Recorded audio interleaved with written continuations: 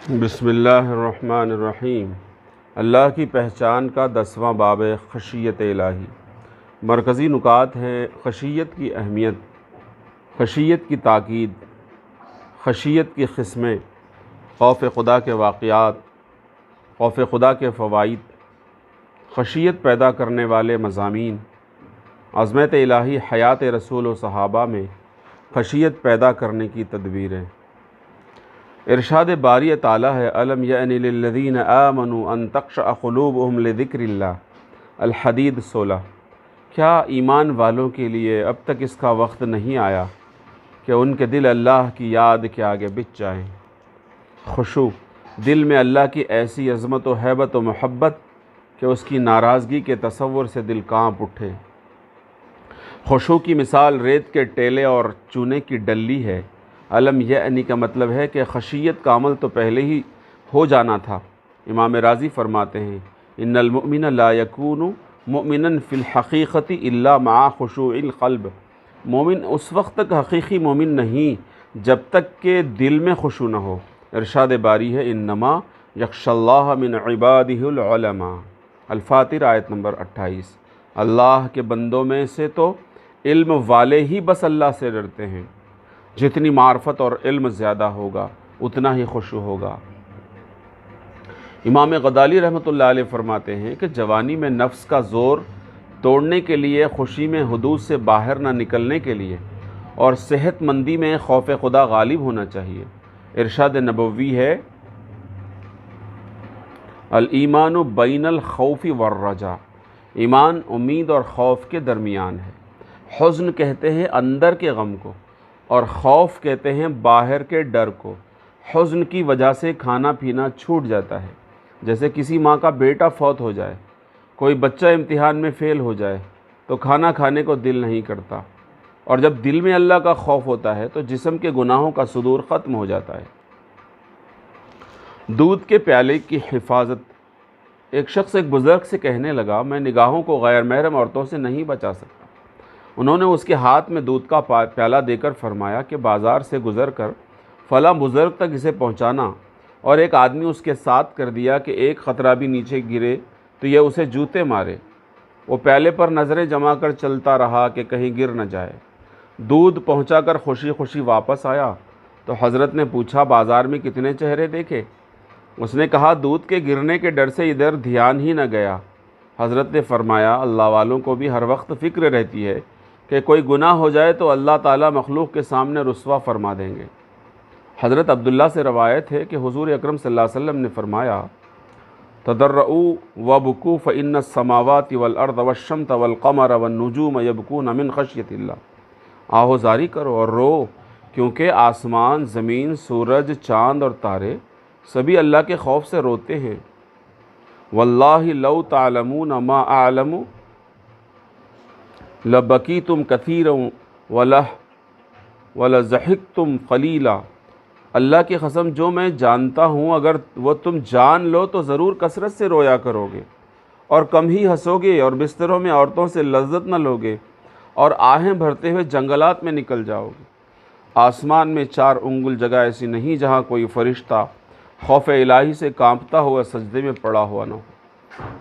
نبی اکرم صلی اللہ علیہ وسلم معراج پر تشریف لے گئے تو کچھ ایسے فرشتے نظر آئے جن کے سجدے کی حالت میں کانپنے کی آواز آ رہی تھی۔ جبرائیل علیہ السلام نے بتایا کہ وہ اللہ تعالیٰ کے خوف سے تھرا رہے ہیں، جس سے ان کے جسموں سے آواز نکل رہی ہے۔ آج ہنسنے کے مزے سے سب واقف ہیں، رونے کے مزے کو نہیں جانتے۔ مردہ سر کے دانتوں کی طرح دانت نکال کر ہنسنے والے بکری کا سر دیکھا۔ مثل شمع آنسو بہا دل کا گھر روشن ہوگا۔ مقام پرورش آہ و نالہ ہے یہ چمن، نہ سیر گل کے لیے ہے نہ آشیاں کے لیے۔ خشیت کا صلہ جہنم سے نجات ہے۔ حدیث: من بکا من اللہ خشیتا حرم اللہ علیہ النار۔ جو اللہ کے خوف سے روئے اللہ اس پر آگ کو حرام فرما دیتے ہیں۔ جہنم کی آگ دنیا کی آگ سے بہت زیادہ تیز ہے۔ ذرہ آگ مقام طلوع پر رکھا جائے تو مغرب میں بندہ جل جائے گا۔ دوزخیوں کے پسینے کے قطرے اتنے گرم ہوں گے کہ حدیث میں ہے ایک قطرہ احد پہاڑ کو پگھلا دے گا۔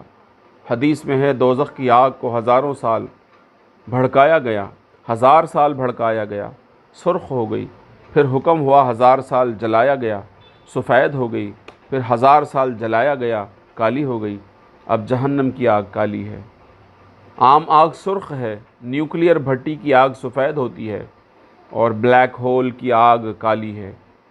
دو محبوب خطرے، دو محبوب نشان ابو امامہ رضی اللہ تعالی عنہ فرماتے ہیں کہ نبی علیہ السلام نے ارشاد فرمایا، لیس شیء احب الی اللہ من قطرتین واثرین، قطرۃ من دموع فی خشیۃ اللہ وقطرۃ دم تحراق فی سبیل اللہ، واما الاثران فاثر فی سبیل اللہ واثر فی فریضۃ من اللہ۔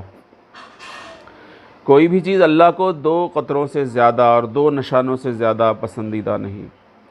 ایک تو آنسو کا وہ قطرہ جو اللہ کے خوف سے نکلا ہو، اور دوسرا خون کا قطرہ جو اللہ کے راستے میں بہایا گیا ہو۔ اور جو 2 نشان ہیں، ایک وہ نشان جو اللہ کے راستے میں لگا ہو، اور دوسرا وہ نشان جو اللہ کے فرائض ادا کرتے وقت لگے۔ انس بن مالک رضی اللہ تعالیٰ عنہ فرماتے ہیں کہ نبی کریم صلی اللہ علیہ وسلم نے ارشاد فرمایا، من ذکر اللہ ففاضت عیناہ من خشیۃ اللہ حتی یصیب الارض من دموعہ لم یعذبہ اللہ تعالی یوم القیامہ۔ جو بندہ اللہ کو یاد کرتا ہے اور اس کی آنکھوں سے آنسو نکل آتے ہیں حتیٰ کہ وہ آنسو زمین پر پہنچ جاتے ہیں، تو اللہ تعالیٰ قیامت کے دن اس بندے کو عذاب نہ دے گا۔ سبحان اللہ۔ خوف خدا کی مسنون دعا، اللہ کے محبوب صلی اللہ علیہ وسلم نے دعا سکھائی ہے، اللہم انی اسألک من خشیتک ما تحول بہ بینی و بین معصیتک۔ اے اللہ، میں آپ سے ایسی خشیت مانگتا ہوں جو میرے اور میرے گناہوں کے درمیان آڑ بن جائے۔ خوف کا انعام 2 جنتیں ہیں، وَلِمَنْ خَافَ مَقَامَ رَبِّهِ جَنَّتان۔ جو اپنے رب کی پیشی میں حاضری سے ڈرے، اس کے لیے 2 جنتیں ہیں۔ خشیت کی یہ دعا بھی رسول اللہ صلی اللہ علیہ وسلم نے مانگی ہے، اللہم انی اعوذ بک من عین لا تدمع۔ اے اللہ، میں پناہ مانگتا ہوں ایسی آنکھ سے جو آنسو نہ بہاتی ہو۔ بلا پانی چشمہ بیکار ہے اور بلا آنسو آنکھ بیکار ہے۔ چشمے سے باغ لگتا ہے اور چشم سے نیکیوں کا باغ لگتا ہے۔ چشمے سے ظاہری پاکی ملتی ہے، چشم سے باطنی پاکی۔ چشمے کا پانی بے قدر ہے اور چشم کا آنسو اعمال نامے میں تلیں گے۔ خوف کے 3 درجے۔ امام غزالی رحمۃ اللہ علیہ نے لکھا ہے کہ خوف کے 3 درجے ہیں۔ نمبر 1، عوام الناس کا خوف، بچے کی مانند ہوتا ہے کہ کوئی چیز ٹوٹ گئی تو امی مارے گی، ایسے وہ گناہ کر کے ڈرتے ہیں کہ آخرت میں عذاب ہوگا۔ نمبر 2، ابرار کا خوف، جو نیک کام کر کے یہ سمجھتے ہیں کہ جیسا عمل کرنا چاہیے تھا ہم ویسا نہیں کر سکے۔ چنانچہ امام اعظم رحمۃ اللہ علیہ نے 40 سال عشاء کے وضو سے فجر کی نماز پڑھی، مقام ابراہیم پر 2 رکعت میں پورا قرآن پڑھا اور دعا مانگی، ما عبدناک حق عبادتک وما عرفناک حق معرفتک۔ حضرت مدنی رحمۃ اللہ علیہ تہجد میں اس طرح روتے تھے جیسا بچہ باپ سے پٹ رہا ہو اور معافیہ مانگ رہا ہو۔ تیسرا خوف عارفین کا ہے کہ عبادتیں کرتے ہیں لیکن ڈرتے ہیں کہ پتہ نہیں موت تک ایمان کی حفاظت کر سکیں گے یا نہیں، حتیٰ کہ انبیاء کے دلوں میں بھی یہی خوف ہوتا ہے، ما ادری ما یفعل بہ ولا بکم، میں نہیں جانتا کہ میرے ساتھ کیا کیا جائے گا اور نہ مجھے یہ معلوم ہے کہ تمہارے ساتھ کیا کیا جائے گا۔ اعضائے انسانی پر خشیت کا اثر۔ مفردات القرآن کے مطابق الخشوع ذراعۃ اکثر ما یستعمل فیما یوجد علی الجوارح۔ خشیت گڑ گڑانے کا نام ہے اور اس کا اثر انسان کے اعضاء پر ہوتا ہے، جیسے آگ سے دھواں اور درخت پر پھل نکلتے ہیں، اسی طرح خشیت کے اعضاء پر آثار نظر آتے ہیں۔ ہم سمجھتے ہیں ہم اللہ سے ڈرتے ہیں، لیکن علامت کیا ہے؟ خشیت دل میں ہو تو اعضاء پر اثر ہوتا ہے، جیسے آگ ہوگی تو دھواں اٹھتا ہے۔ نماز میں خشیت تعدیل اور حضور سے ظاہر ہوتی ہے۔ حدیث لو خشع قلب ہادہ لخشعت جوارح۔ اگر اس کے قلب میں خشوع ہوتا تو اس کے اعضاء میں بھی خشوع ظاہر ہوتا۔ ذکر میں خشیت ہو تو منہ سے ٹھنڈی آ نکلتی ہے اور کبھی رو کر بے ہوشی ہوتی ہے۔ اذا ذکر اللہ وجلت قلوبہم واذا تلیت، جب اللہ کا ذکر کیا جاتا ہے تو ان کے دل ڈر جاتے ہیں۔ تقشعر منہ جلود الذین یخشون ربہم، ان کے رونگٹے کھڑے ہو جاتے ہیں اس قرآن سے جو اپنے رب سے ڈرتے ہیں۔ حضرت ابراہیم علیہ السلام کی آہیں نکلتی تھی، ان ابراہیم لحلیم اواہ منیب، بے شک ابراہیم بڑے بردبار، بہت آہیں بھرنے والے اور اللہ کی طرف رجوع کرنے والے تھے۔ کسی سے محبت ہو تو دو زبان سے آہ نکلتی ہے اور دوسروں کو غم کا احساس ہوتا ہے۔ خاموش رہ کے دل کا نکلتا نہیں غبار، اے اندلی بول دہائی خدا کی ہے۔ اللہ کی عظمت و کبریائی کا نظارہ کرنے والے کے دل پہ عظمت و ہیبت طاری ہو جاتی ہے اور اس کی توجہ اللہ کی طرف قائم ہو جاتی ہے، پھر گناہ کی جرأت نہیں ہوتی۔ یہی مشق نماز میں ہے۔ محبوب رب العالمین کا خوف، آندھی آتی تو آپ صلی اللہ علیہ وسلم کے چہرے کا رنگ متغیر ہو جاتا، خوف کے آثار ظاہر ہوتے، مسجد میں تشریف لے جا کر صلاۃ الحاجہ پڑھتے۔ صحابہ نے پوچھا، آپ خوفزدہ کیوں ہیں؟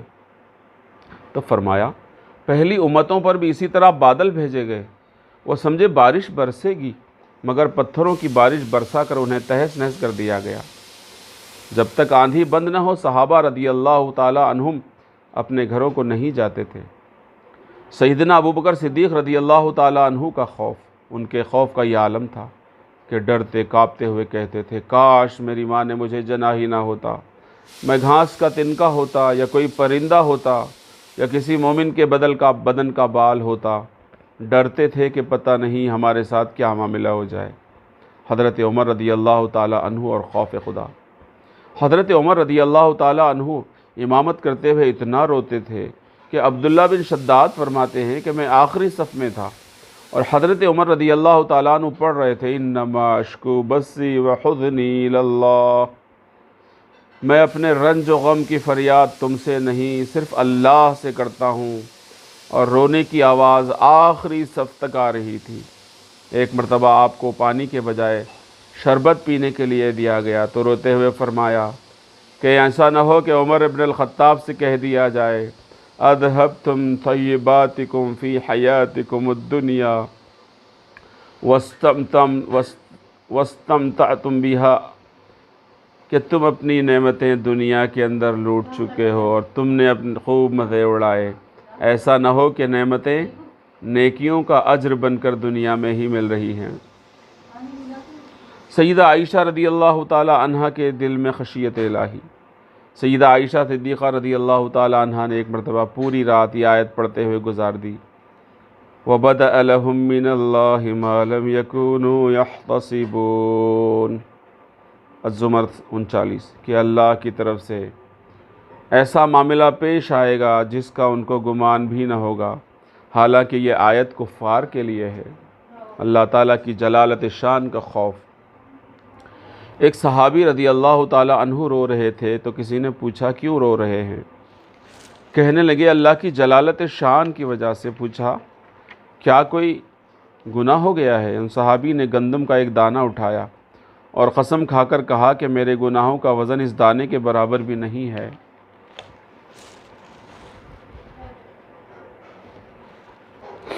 میں تو اس لیے روتا ہوں کہ آخری وقت میں میرا کیا ہوگا۔ امام غزالی رحمۃ اللہ علیہ نے فرمایا، خشیت سے بعض صحابہ رضی اللہ عنہم کی چیخ نکل جاتی تھی، کچھ رو دیتے تھے، کچھ پر غشی طاری ہو جاتی تھی اور بعض کی غشی میں موت ہو گئی۔ امام شافعی رحمۃ اللہ علیہ کے دل میں خشیت الہی۔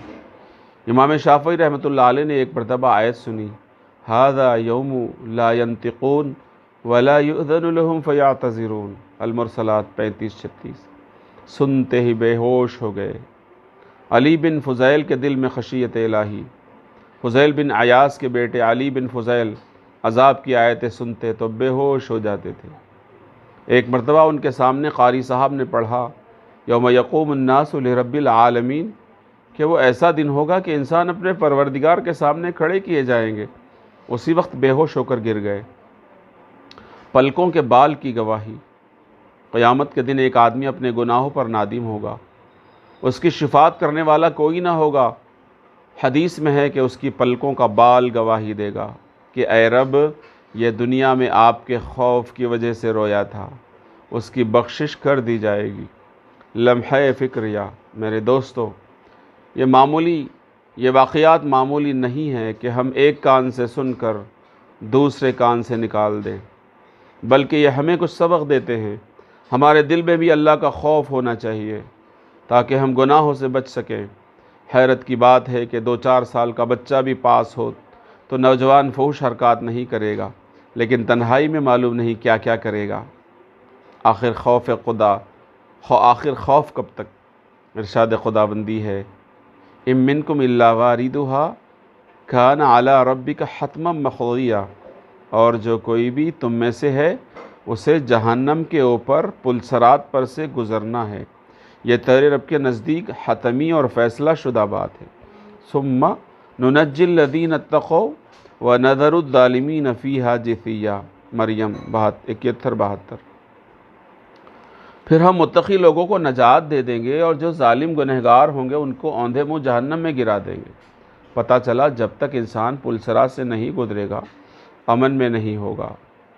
ہماری غفلت کا حال ویسا ہی ہے جیسا کہ فرمایا گیا وَتَضْحَكُونَ وَلَا تَبْكُونَ، تم ہنستے ہو اور روتے نہیں۔ گناہ یاد کر کے حضرت آدم 300 سال روئے۔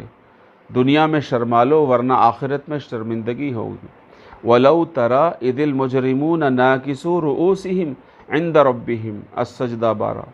اور کاش تم وہ منظر دیکھو جب یہ مجرم لوگ اپنے رب کے سامنے سر جھکائے ہوئے کھڑے ہوں گے۔